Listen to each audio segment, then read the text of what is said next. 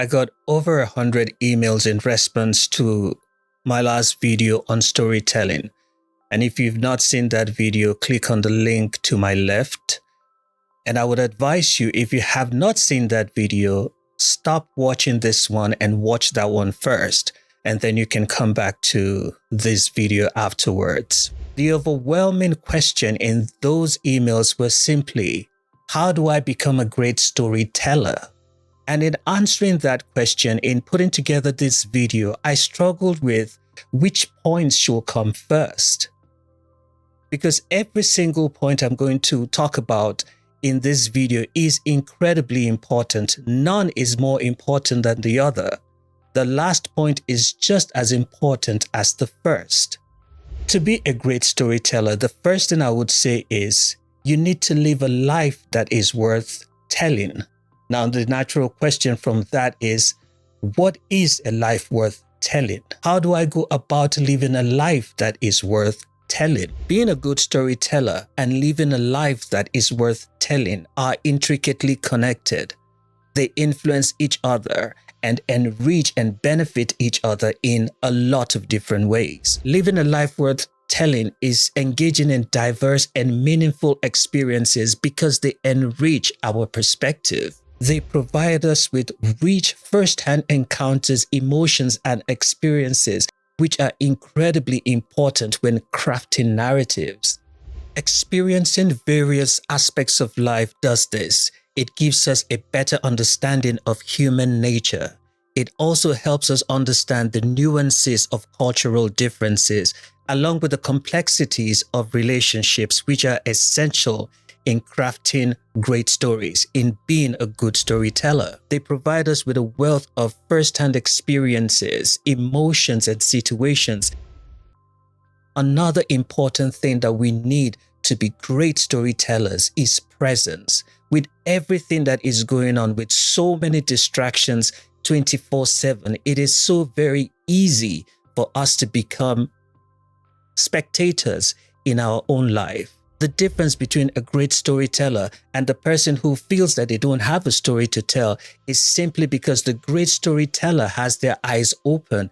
They are present. Our eyes need to be open to the unfolding stories in our life. We need to be present. As storytellers, empathy is extremely important. We have to be able to relate to the motivations, emotions, desires, and struggles of the people that we engage with.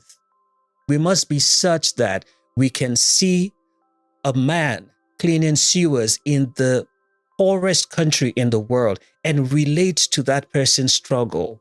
We have to be able to put ourselves in that person's situation and understand that this person is doing exactly what we're doing, which is simply trying to find a way to provide for his family, which is what all of us do on a daily basis. No matter where we are and no matter what we do, we have to be able to identify with the struggle of someone like that to be a good storyteller. Empathy is the reason why great storytellers over time become activists, because it is incredibly difficult to write about the struggles and situations, difficult situations that people are in without at some point wanting to do something about it. One of my most favorite authors and one of the greatest writers ever, the Nigerian author Chimamanda Ngozi Adichie said, "I am a person who believes in asking questions, in not conforming for the sake of conforming.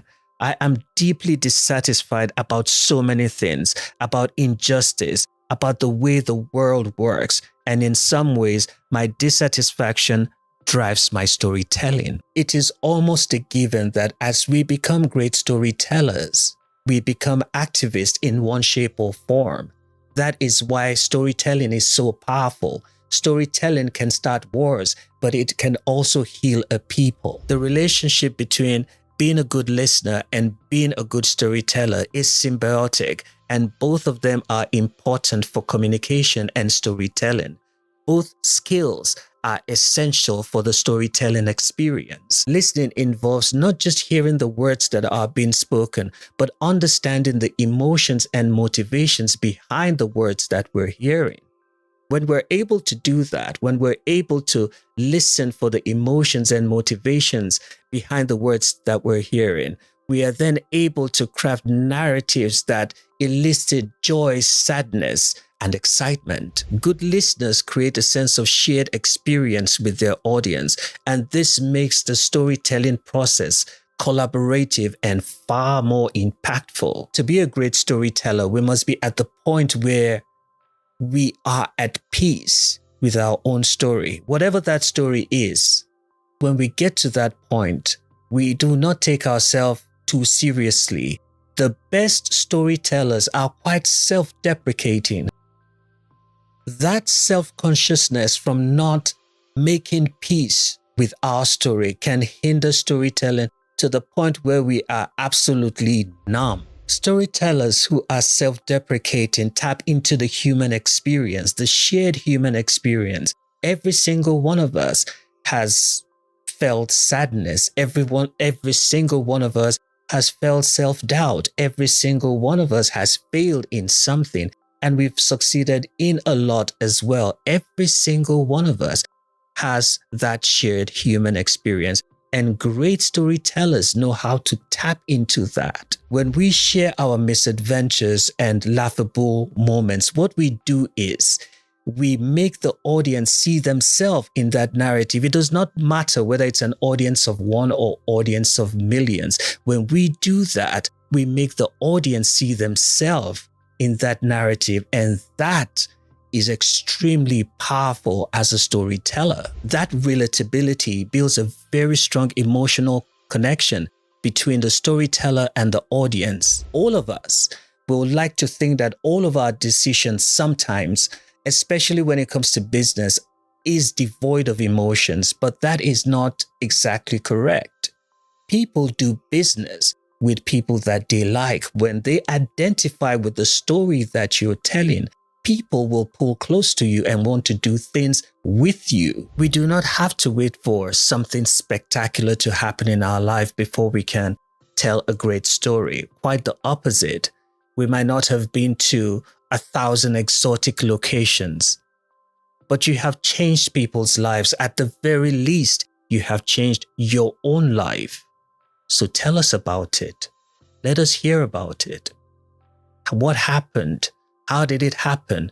And why? That's all that we really need to tell a great story. I am extremely passionate about storytelling because anyone that masters storytelling and communication through storytelling owns the truth. Chinua Achebe, in his fantastic book, The Things Fall Apart, which in my opinion is one of the best books of all time, he said, "Until the lions have their own historians, the history of the hunt will always glorify the hunter."